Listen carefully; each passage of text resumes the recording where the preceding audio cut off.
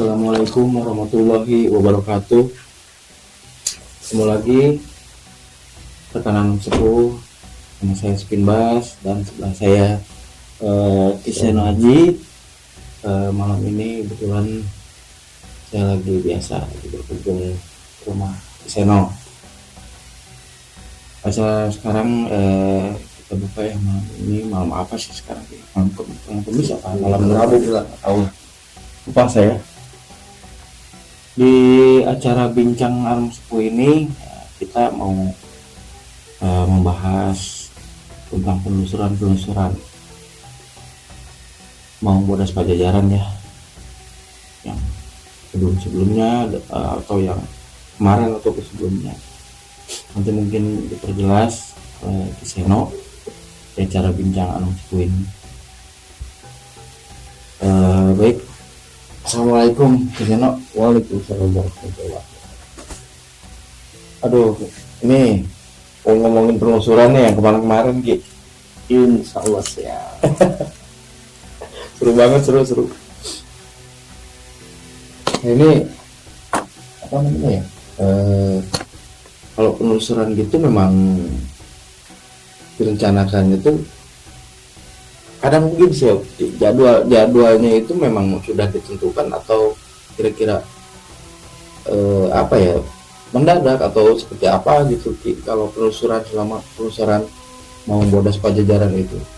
Karena kan saya juga memang terlibat ikut di situ. Kadang kalau saya kan tinggal Bang Spin ini siap berangkat. Itu gimana tuh? Ya, jadi memang sudah dijadwalkan kita akan melakukan penelusuran kemana, terus juga kita cari narasumber yang bisa dipercaya, memang yang berdomisili di sekitar, supaya apa yang menjadi misi kita di penelusuran Arum Sepuh ini, yang menjadi misinya yaitu membuka tabir atau membuka mitos benar atau tidak apa yang terjadi di masyarakat sekitar sana, di sekitar lokasi tersebut. Nah, jadi kita jadwalkan dulu nih malam apa, hari apa gitu kan. Nah, jadwalkan dulu, bisa berangkat. Hanya di situ mohon maaf atas segala kekurangan karena kita tidak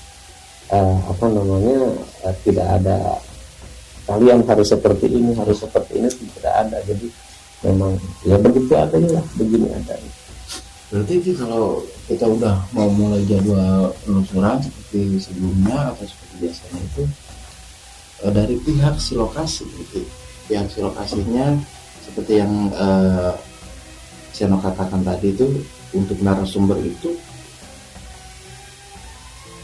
apa memang harus gitu yang lebih tahu lokasi atau memang gimana? Kalau memang iya loh harus entah orang asli situ lah, atau mungkin kan suka ada pendatang di setiap lokasi atau di wilayah itu gimana? Nah, justru yang kita inginkan ada warga setempat yang tinggal di sana, yang jelas tahu kondisi di sana, situasi dan kondisi di sana dia harus tahu, dan dia memang domisili di sana. Terus juga ketika kita akan mencoba membuat penelusuran itu, kita juga harus meminta izin dari aparat setempat ya, minimal kita atas pengetahuan ketua RT setempat. Jadi kita punya etika, kita punya tata krama. Nah, jadi ketika kita masuk ke situ ya minimal assalamualaikum, dan ketika pulang pun assalamualaikum, seperti itu. Cuman kadang gitu ya, kalau yang namanya penelusuran itu kan hal-hal yang sangat perjalanan bukan di tempat ya, di luar gitu. Itu kalau untuk fisiknya personil dari semua tim ini dipertanya. Contohnya kemarin kayak Mas Arya kan memang kebetulan bukan sakit tapi nggak hadir dikarenakan ada dadakan gitu. Nah itu kan kalau memang itu kan bukan sakit ya. Nah kalau kondisi dia salah satu personil itu gimana Ki? Apa memang harus memaksakan datang atau gimana gitu? Dari fisiknya tidak kurang stabil. Jadi begini Bang Tim, kalau di tim mau bodas ini kita sama-sama mengerti kegiatan mereka masing-masing. Oh, jadi nggak mengganggu ya gitu maksudnya. Supaya tidak mengganggu kegiatan Aktivitas ya. yang lainnya. Ini kan hanya sebatas apa ya namanya, anggap saja refreshing lah, anggap saja refreshing. Mereka punya kesibukan, bagaimana supaya kesibukan mereka tidak terganggu dengan adanya acara ini, seperti itu ya. Terus juga mengenai kemarin Mas Arya tidak masuk gitu kan, tidak ikut, yang intinya tidak ikut hadir di lokasi di konten tersebut. kemarin ya. Memang kita sudah kontak sama beliau, ada kepentingan mendadak, dan ya, alhamdulillah kita coba nih, ada rekan-rekan yang bisa, ayo sama-sama kita bangun apa namanya channel ini, ya kita maju sama-sama Ya. seperti itu. Nah, sekarang gini ya Ki ya. Ini kalau lagi ini ya Ki ya, lagi situasi lagi penelusuran di lokasi itu, misalkan udah terasa tuh, udah terasa energi yang terasa oleh si tim kita nih yang di depan gitu. Udah terasa sama, kadang saya sendiri yang ikut juga merasakan gitu. Itu kadang-kadang Kiseno ini suka tiba-tiba hadir gitu di frame kamera di lokasi tersebut gitu. Itu karena kenapa tuh gitu? Jadi mohon maaf sebelumnya ya, karena setiap manusia punya batasan. Yang pertama batasan kemampuan, yang kedua batasan fisik. Nah, kenapa saya harus masuk tanpa aba-aba atau gimana? Karena pada saat itu rekan-rekan kita, Mas Arya sama Abah Ule ini kurang fokus kepada titik yang lain. Hanya dia memfokuskan ke titik di depannya dia tidak menjaga di sekitarnya. Nah, ini kenapa saya harus masuk? Ini menjaga untuk keamanan benturan dari energi ya, keseluruhan tadi. Karena yang saya rasakan juga gitu, memang benar ketika Kiseno langsung turun itu, ketika energinya tuh sangat kuat sekali gitu, sangat kuat di situ. Udah pasti saya udah nembak nih pasti Kiseno turun, karena memang itu kesayanya pun sangat berasa sekali gitu. Memang kita perlu ya yang namanya apa sih, bimbingan atau pendamping ya, karena situasi itu kan kita nggak bisa selalu mampu gitu. Rekan sepuh, siapa tahu begini ada salah satu yang nggak mampu dari fisiknya atau dari kerohaniannya ketika itu. Jadi akhirnya dengan apa ya, dengan kepekaannya Kiseno ini akhirnya langsung turun. Mungkin itu kadang saya juga kaget kalau lagi ikut di lokasi tiba-tiba tanpa aba-aba. Mungkin memang sudah kesepakatan dari pihak timnya seperti itu. Itu loh itu Kiseno. Makanya saya suka seru ngeliatnya gitu, jujur seru banget gitu. Nah, kalau untuk ini apa namanya, dari pihak tim sendiri itu untuk yang lain Ki, atas keamanannya itu gimana Ki? Misalkan gini, kalau misalkan ada kanan kiri gitu ya, kayak semacam yang kita khawatirkan tuh di tim mau bodas ini kayak semacam reptil ular atau apa, itu dikondisikannya seperti apa tuh? Apa dibunuh atau gimana gitu? Ya, yang pertama kita harus persiapkan safety ya. Safety untuk diri kita sendiri ya. Satu contoh bagaimana kita menggunakan boot sepatu ya, untuk satu keamanan ya. Keamanan. Yang kedua juga ketika kita bertemu ular, ya ular pun sama makhluk hidup, mereka tidak akan menyerang jika tidak terancam. Ya, kalau bisa disingkirkan ya kita singkirkan. Nah, itu. Jadi untuk membunuh itu dan tidak akan pernah. Ya, karena memang pasti ada amanat dari Kiseno pun kalau memang ada binatang seperti ular lah atau mungkin musang, itu kan memang nggak boleh lah ya kita kita apa ya aniaya atau seperti apa gitu. Mungkin ya kita mampu ya kita usir aja gitu. Ya suruh menjauh maksudnya, bukan diusir. Kalau itu karena memang dia namanya penelusuran tuh resikonya sangat, resiko sangat, kalau dibilang ya sangat memang berat gitu. Beratnya dari halnya apa? Pertama ya dari binatang-binatang. Apalagi kalau di hutan itu kan mungkin ada apa ya dibilang tuh kayak semacam yang dikhawatirkan kayak ada macan. Apalagi hutan itu biasanya macan, macan akar lah atau yang dibilang apa babi ya babi hutan, anjing hutan lah gitu. Itu untuk pengondisiannya seperti apa tuh kalau tiba-tiba apa diberhentikan dulu atau si acara itu atau langsung ditanggulanginya, emang ada tim yang lainnya gitu? Ya kita coba tanggulangi semaksimal mungkin ketika satu hal yang terjadi ini di luar kemampuan tim, ya otomatis kita jeda dulu nih sampai binatang yang datang itu menjauh dulu. Ya mungkin insya Allah ada trik-trik tertentu untuk menghadapi mereka. Yang pasti kita tidak saling menyakiti. Kenapa? Karena kita datang ke habitat mereka, kita juga harus hormati mereka. Kenapa? Karena kita otomatis kita tamu ke hutan tersebut, kita kan ikut ke habitat mereka. Yang kita inginkan ya kita dengan dengan keinginan kita lah datang dengan damai gitu kan, membawa pesan perdamaian dan pulang pun dengan damai pula. Dan alhamdulillah sejauh ini setelah kita buat membuat penelusuran tersebut, dan alhamdulillah tidak terjadi apa yang dimitoskan tersebut lagi. Dan ini ada satu hal nih Kim, dari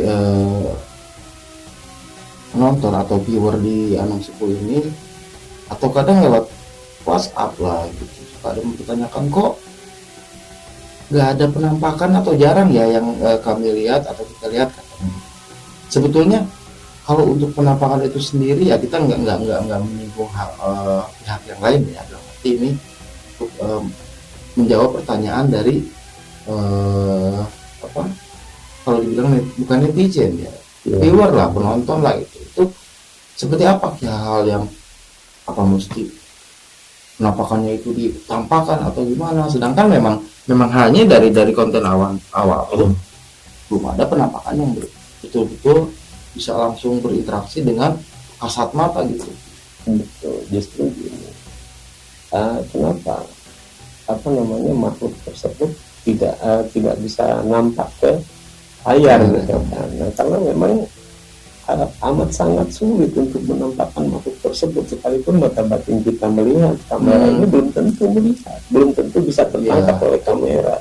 Makanya terlalu amat sulit. Ketika kita paksa itu nggak akan pernah kita sanggup untuk menampakkan mereka gitu. Sekuat apa mereka ini tidak akan pernah kamera ini bisa menangkap, kecuali nah ini kan ada terkecuali, betul, ada terkecuali yang memang kita sedang dapat anugerah nih, ada yang nampak itu udah alhamdulillah kita. Dan ini bukan yang kita harapkan sih sebetulnya ya, dalam arti bukan yang harapkan itu memang ini loh maksudnya untuk penampakan seperti itu kan tidak hal mudah seperti kita bayangkan. Tapi saya pernah baca teks di konten Anom Sepuh, ada mengatakan di situ bagi yang memiliki kelebihan seperti mata batin untuk mirsa atau penonton di rumah, silakan apabila ada di kamera terlihat berkomentar lah maksudnya gitu. Atau yang indigo ya, kata indigo itu yang bisa. Itu hal seperti itu biasanya bisa ya dari pihak penonton ya.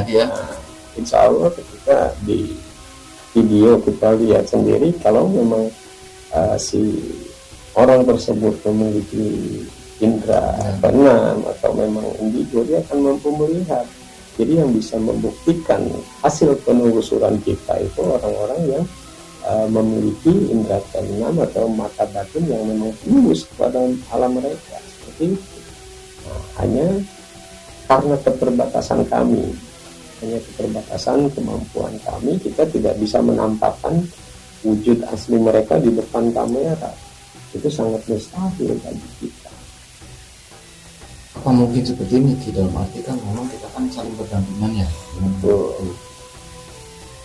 atau mungkin dari permintaan dari mereka memang tidak mau ditampilkan atau gimana, ada juga seperti itu kira-kira. Ya, Dengan interaksinya si terkadang seperti ini Bang. Dengan kedatangan kita sendiri, mereka sudah merasa terganggu atau tidak nyaman dengan kehadiran kita. Atau ya seperti tadi, benturan energi itu yang membuat mereka tidak nyaman. Untuk mereka sendiri untuk mewujudkan ke depan kamera itu sangat sulit. Nah, itu begini loh Ki, walaupun Aki mengatakan itu mereka tidak nyaman, tapi kan memang bukan kadang, tapi seringkali mereka pun sering membuat manusia itu tidak nyaman. Seperti contohnya yang penelusuran yang sebelumnya gitu ya, ada di lokasi daerah Cianten lah mungkin gitu, Cianten yang kemarin itu yang udah itu. Jadi ketika manusia itu sedang di lokasi kayak di sawah lah atau di kebunnya, itu mereka selalu merasa terganggu. Itu sebetulnya tuh begini ya, kalau apa ya dibilang, berarti kan mereka pun tidak sama aja, mereka tidak mengganggu, tapi mereka kok suka ada gitu mengganggu. Apa hal itu mengganggu, apa seperti apa gitu ya? Di sini ya perlunya edukasi untuk masyarakat, bagaimana kita hidup berdampingan dengan mereka, terus bagaimana menyikapi atau menghadapi hal-hal seperti tersebut yang kemarin tuh dibicarakan ketika penelusuran. Ada ibunya yang apa namanya, yang katanya terbawa ke alam sana ya. Ini mungkin itu kan sama aja mengganggu itu sih kalau menurut saya ya. Gimana tuh untuk menyikapinya gitu?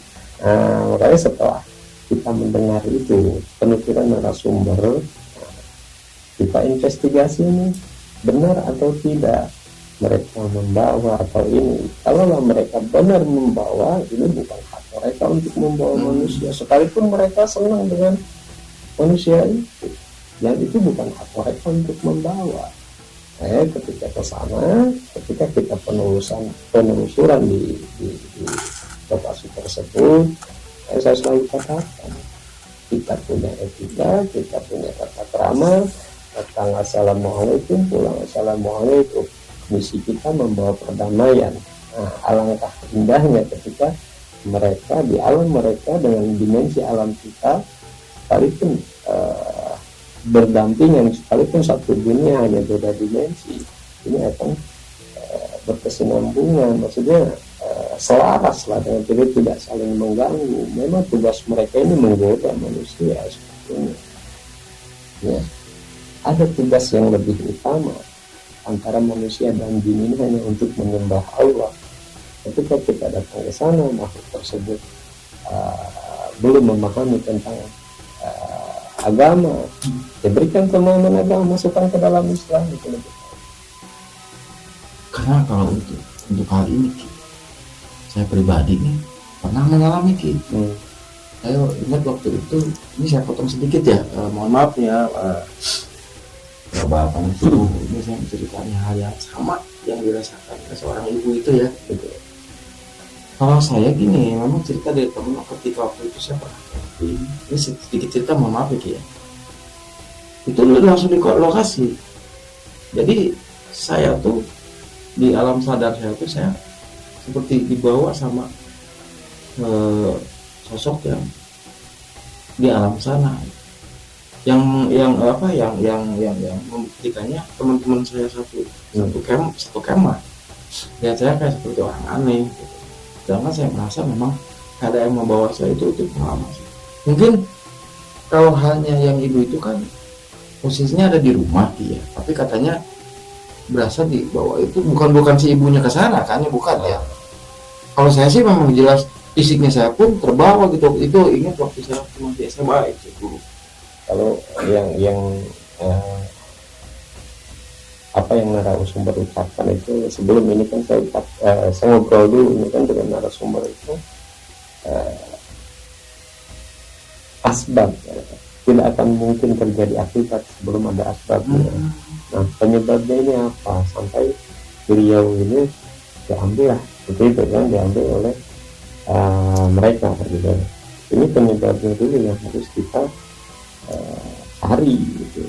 Kenapa bisa dia terbawa ke alam sana sampai ini loh, ada banyak juga orang-orang yang kesurupan atau gimana. Nah ini juga harus kita mungkin di channel Anon Sepur ini ada bagaimana kita tata cara supaya kita terhindar dari kesurupan tersebut atau hal-hal yang terjadi pada si ibu yang kemarin itu yang di apa namanya Gunung Bangun ya. Bagaimana supaya tidak terjadi kan seperti itu. Nah gitu ketika kita bicara apa namanya berdiskusi dengan narasumber penyebabnya apa kan gitu. Jadi kita tidak bisa memvonis ini karena dibawa ke sana ini penyebabnya di sana, kita nggak bisa. Kita harus makanya kita telusuri kebenarannya, dan memang ternyata dari hasil penelusuran apa namanya Mbak Ule sama yang baik kemarin itu kan mereka memang membawanya. Terus alasannya apa dibawa ya karena suka aja dengan si ibu tersebut gitu, atau karena kasihan lah, karena ini ya. Nah itu alibi seperti itu kita tidak bisa percaya. Saya tidak bisa langsung kita vonis Dimas seperti apa gitu ya. Betul. Yang kita harapkan ya, kemarin itu coba berdialog dengan mereka, jangan sampai terulang kembali. Apapun penyebabnya jangan sampai terulang kembali. Itu yang kita sampaikan. Dan memang di sana itu terjadi bukan pertempuran sebetulnya, benturan energi saja. Itu yang saya tanyakan. Sebetulnya gini, kalau menurut Kisena sendiri untuk hal-hal seperti itu yang energi yang dirasakan oleh seperti narator ini nih Baule atau Mas Arya, apa setiap interaksi atau negosiasi itu harus bertempur? Apa semuanya seperti itu? Tidak semuanya harus seperti itu. Hanya di sini karena berbedanya energi mereka dengan energi manusia itu yang akan jadi apa namanya penyebab benturan tersebut. Ini bukan dalam arti kita bertarung ini bukan dengan fisik, tapi memang dengan keyakinan atau keimanan kita kepada Allah. Berarti. Apa yang memperkuat kita, energi kita itu semakin kita pasrah kepada Allah, semakin kita mendekat kepada Allah, maka akan terjauh. Bahkan energi mereka akan menghilang gitu, ya. Nah, mungkin pada saat itu kenapa kayak apa namanya rekan sendiri ngalamin wah energinya sangat dahsyat atau gimana kan gitu. Kayak itu yang ketika saya ikut terlibat di situ, aduh nggak tahu gitu ya. Cuman memang ini loh penanggulangan atau tindakannya Kisena itu seperti kalau diperhatikan ya untuk kebatinan ya, mohon maaf nih rekan bukan karena yang dibilang Kisena tadi dengan fisik atau saling hajar, enggak, memang dengan aksinya Kisena ini memang seperti orang bertempur dalam kebatinan. Dalam arti gini, mungkin itu hanya meredam ya dibilang ya. Kalau menurut Kisena ini tidak harus selalu bertempur gitu. Justru begini mungkin akan berbeda persepsi bagi orang-orang yang memang tidak memahami atau memang mencari sesuatu lah, mencari kebusukan sesuatu gitu kan, intinya kejelekan sesuatu. Saya tidak akan pernah mau mencari kejelekan orang lain, karena kenapa? Di suatu sisi kita pun mempunyai keburukan. Karena harus mencari keburukan orang. Ya kita tutupilah dulu keburukan kita dengan berbuat baik. Nah, kenapa kita pada saat itu terjadi benturan energi? Ya mungkin pada saat titik rekan-rekan itu karena kondisi fisik lemah. kondisi perjalanan gitu kan agak terus kecapean. itu yang mempengaruhi. Mempengaruhi Ya, juga. kadang fokus mereka juga hilang. Nah, kenapa pada saat itu saya turun mendadak ya, tanpa Tanpa tanpa aba-aba aba-aba, atau tanpa ini saya langsung turun. Kenapa? Untuk mencegah supaya tidak terjadi benturan yang menyebabkan akan fatal nanti ke depan. Nah, ini yang harus benar-benar kita redam. Saya selalu katakan ke rekan-rekan,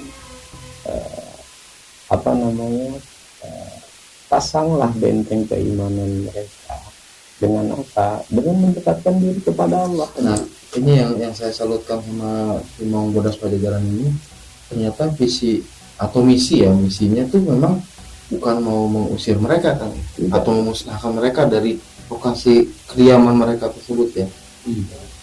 Dari misinya itu memang ini ya, coba dijelaskan untuk misinya ya. Ya memang misi yang lebih jelas lagi. Misi kita yang pertama kali, misi kita itu membuka kebenaran tentang mitos yang terjadi, sama hanya dengan yang dianggap itu jalan mau banyak. Nah, kita turun ke situ untuk mencari kebenarannya. Nah, benar tidak? Ternyata memang hasil dari penelusuran tersebut ada manipulasi pandangan kepada manusia. Otomatis di sini sendiri yang saya bilang sendiri, kenapa terjadi kecelakaan tersebut di jalan itu ada dua aspek. Aspeknya entah kendaraannya atau entah yang menggunakan kendaraannya mungkin ya. Betul. Kadang yang menggunakan kendaraannya sendiri kayak ugal-ugalan di jalan kan itu kan berarti gini ya, persepsinya barangkali memang orang itu takut melihat yang tertampak di matanya dia, ya akhirnya terjadilah kecelakaan itu. Mungkin seperti itu, bukan berarti mereka yang mencelakai kan, seperti itu sendiri. Cari kebenarannya bagaimana, terus untuk menyikapi ini, semoga ke depan tidak terjadi lagi hal-hal yang sama.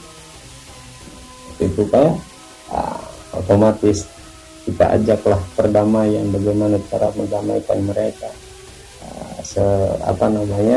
Sepemahaman saya sendiri, menurut penafsiran saya dan pemahaman saya,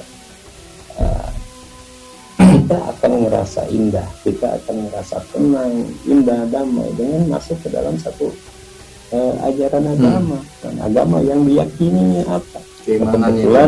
Kebetulan beragama Islam. Nah, saya seorang Muslim, kita coba ajak ke dalam Muslim. Dan kalaupun mereka tidak mau masuk ke dalam Muslim, kita tidak memaksa. Tidak ada paksaan sama sekali. Tidak memaksa. Berarti gini ya, seperti itu memang bukan mereka itu sengaja mencelakai ya. Itu menurut saya loh ya, karena dari sudut pandang saya tuh memang bukan terjadi di jalur maut yang kemarin dari konten itu, dimanapun sering begitu. Kadang ada cerita seperti di film-film tuh, kayak di terowongan Casablanca, sering terjadi kecelakaan. Kalau menurut saya pribadi kayaknya memang bukan mereka yang mencelakai, tapi si pengendaranya ini karena ketakutannya dia mungkin ya. Ya, justru yang bisa yang menyebabkan kecelakaan itu tadi dua aspek tadi. Bagaimana kendaraannya, apakah terawat atau tidak, bagaimana remnya, terus bagaimana cara mengemudikannya, bagaimana orang tersebut, ya? Atau kadang karena kecapean, karena stres dengan pekerjaan, dengan segala macam, stres, akhirnya blank, melihatlah satu sosok yang seperti itu. Dan ketika mereka melihat makhluk seperti itu, terganggu ya. Saking ketakutannya, karena ketakutan yang berlebih, awas. Karena memang pernah ada pengalaman dari tetangga saya juga begitu, melihat sosok ketika dia itu bukan di berkendara, jalan. Jadi karena mungkin ya namanya orang takut ya, gitu, melihat sesuatu atau sosok yang di hadapan mereka tuh lari, kesandung lah, jatuh dia gitu. Sampai tangannya segala luka segala macam. Nah itu makanya kalau menurut pandangan saya itu memang bukan karena dia mencelakai, mereka itu bukan mencelakai manusia. Karena sisi ketakutan manusia tersebut, ternyata itu yang bikin celaka. Bisa jadi penyebabnya ya karena ketakutan yang berlebih. Seandainya kita dekat dengan Allah, Beri ketakwaan tadi ya. kita berlindung kepada Allah, insya Allah kok. Nah, terus apa sih yang ditakutkan dari makhluk-makhluk tersebut? Pada intinya mungkin mereka menyerupai satu hal yang seram atau gimana, hingga membuat masyarakat ini takut pada mereka. Padahal apa yang ditakutkan? Justru yang harus kita takutkan ini hanya azab Allah yang harus kita takutkan. Ya, jin dan manusia tugasnya sama kok untuk beribadah, Saling berdampingan kan. Betul betul iya. itu kira-kira menurut pemahaman saya, menurut penafsiran saya. Tapi entah kalau di luar sana akan seperti apa, bicaranya mungkin berbeda ya, silahkan. Nah gini Ki, ada satu hal lagi nih yang perlu kita ketahui juga ya. Perabatan sepuh ini nih hal-hal yang sering terjadi dan sering dialami masyarakat luas banyak. Apa sih Ki hal yang terjadi dengan orang yang dibilang kerasukan atau kemasukan bahasanya atau apa kesurupan, itu maksudnya itu tuh sebetulnya apa sih yang terjadi Ki? Ini kebanyakan orang berpersepsi, wah ini mirip-miripan atau apa, wah ini kemasukan jin atau gimana. Ini kan belum tentu, kita belum tentu benar, kebenarannya belum tentu ini orang kemasukan atau apa. Orang seperti itu kenapa? Mungkin bisa jadi dia sedang stres atau ada ada amarah yang dipendam oleh dirinya. Ketika dia ingin meluap amarahnya tersebut tidak terkontrol, akhirnya bisa seperti itu. Ini depresi. Bahasa umumnya itu dibilangnya sedang terpukul lah mungkin ya, atau terpuruk lah mungkin itu ya. Kalau kesurupan, kenapa sih orang bisa kesurupan? Penyebabnya tadi Katanya kan orang banyak bilang karena lagi kosong pikirannya. bisa jadi karena pikirannya kosong, akhirnya dimanfaatkanlah oleh jin-jin tersebut hingga masuklah ke dalam jasadnya. Kalau dibilang mah dia kayak seperti distil gitu ya. Kadang ada juga yang menangani, wah ini dari mana. Nah, itu memang sih tergantung mereka lah yang menindaknya itu sih memang kita nggak bisa menyalahkan ya. Seperti apa, dengan cara kasar kah atau dengan cara lembut kah, itu sih masing-masing persepsi mereka berarti. Betul. Ya, yang kesurupan itu bukan dalam arti dia nggak pernah ibadah atau gimana kan gitu. Kadang orang yang sering ibadah kesurupan, kadang ada juga. Berarti kan konteksnya di sini pada saat itu, karena keimanan manusia ini fluktuasi ya, fluktuasi ini turun naik. Kadang keimanan kita naik, kadang turun, itu fluktuasi namanya. Nah, justru ketika keimanan kita menurun, banyaklah masalah yang menghinggapi kita, akhirnya dipendam, akhirnya kosong, blank, dimanfaatkanlah oleh golongan-golongan jin untuk masuk ke jasad. Itu bisa saja, hanya yang sering saya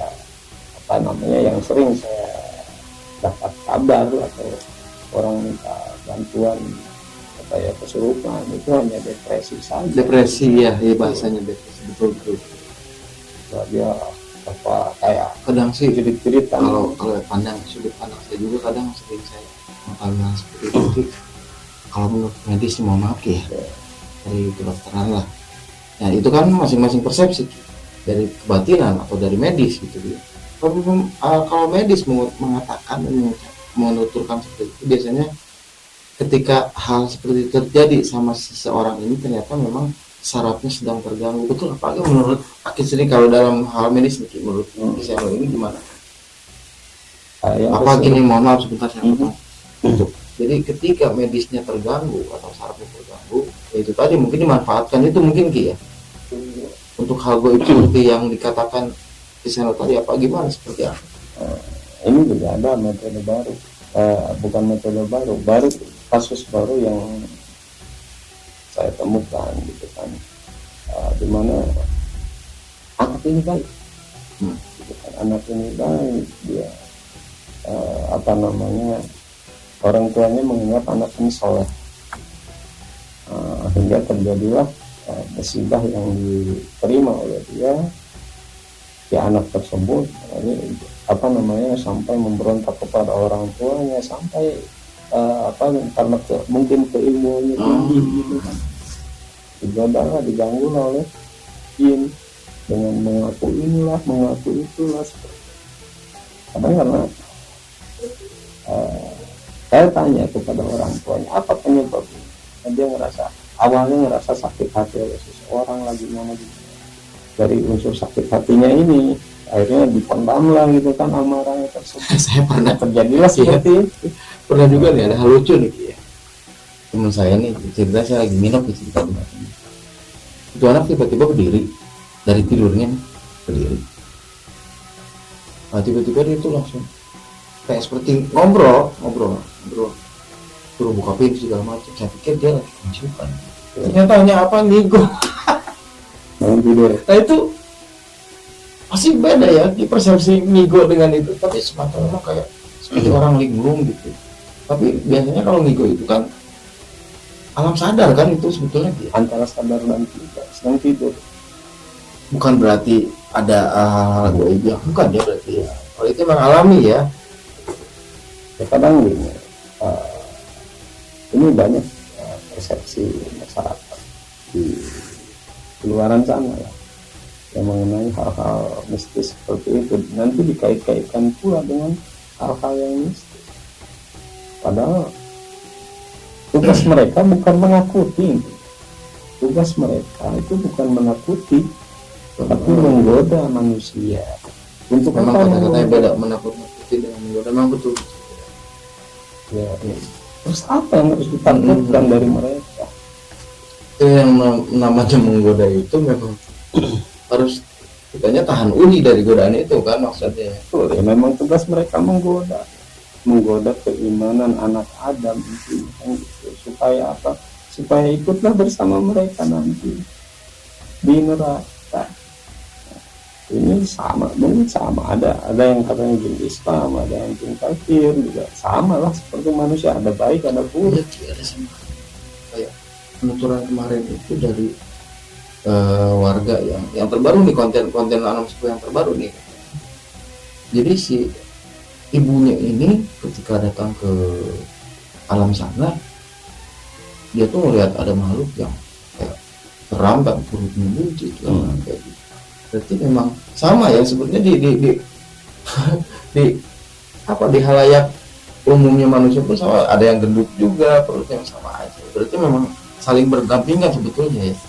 Dan memang saling berdampingan dalam banyak dimensi waktu. Kadang dimensinya yang berbeda. Nah ini pun tergantung dari ketika mereka mau menampakkan diri. Kembali lagi, ketika mereka mau menampakkan diri, mereka harus kuat ya. Harus punya kemampuan yang tinggi untuk mampu menampakkan diri. Kadang kita sendiri yang manusia sendiri yang melihat itu anugerah kok. Enggak semua orang diperlihatkan kan gitu. Itu akan orang sepuh ya, sebetulnya memang ini kalau ngobrolin gue itu memang gak ada habisnya ya, karena gue itu memang gak ada batasnya gitu. Ya mungkin ketika membicarakan hal-hal yang dinyatakan gaib tersebut, ini banyak persepsi. Iya betul, banyak persepsi, setiap orang pasti berbeda. Banyak persepsi dan perbedaan persepsi tergantung dari kita memaknainya ya, betul. seperti apa. Kalau dikembalikan lagi ya kepada tugas masing-masing manusia dan jin sama untuk beribadah. Mungkin ada sedikit menyikit dari Kiseno, mungkin ada yang akan disampaikan kepada teman-teman atau rekan-rekan alam sepuh di sana. Silakan sok mangga, mungkin apa pesan lah atau apalah ya, silakan amanah apa. Ya ini hanya apa ya namanya, saya mencambuk diri saya sendiri untuk mengingatkan diri saya sendiri khususnya, dan mungkin umumnya untuk semua orang. Hal-hal seperti itu yang dinyatakan apa namanya jin atau apa, kita tidak perlu takut dengan mereka. Itu pesannya tuh ya, kita nggak perlu Terus takut kalau ya. kita mau takut, takutlah hanya kepada Allah dengan azabnya. Tapi memang namanya ketakutan memang kewajaran itu ya, ketakutan Ada setiap orang gitu ya, ada itu ya. takut yang diwajarkan, ada yang tidak diwajarkan. Nah, justru kalau kita takut pada mereka yang golongan jin tersebut, ya tugas mereka bukan menakuti. Kayak saya dulu memang saya tuh penakut gitu kalau untuk hal itu, saya penakut. Tapi alhamdulillah kalau sekarang gitu sama ya, Malah ngejar ya. sama takutnya juga. Intinya masih ada perubahan. Pada intinya, qul inna lillahi wa inna ilaihi raji'un. Katakanlah, aku berasal dari Allah dan akan kembali kepada Allah.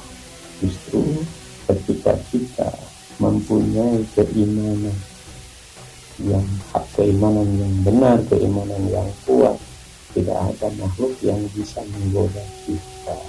Intinya Kembali ke imanan, kembali ke keimanan kita ya. ke individu kita masing-masing.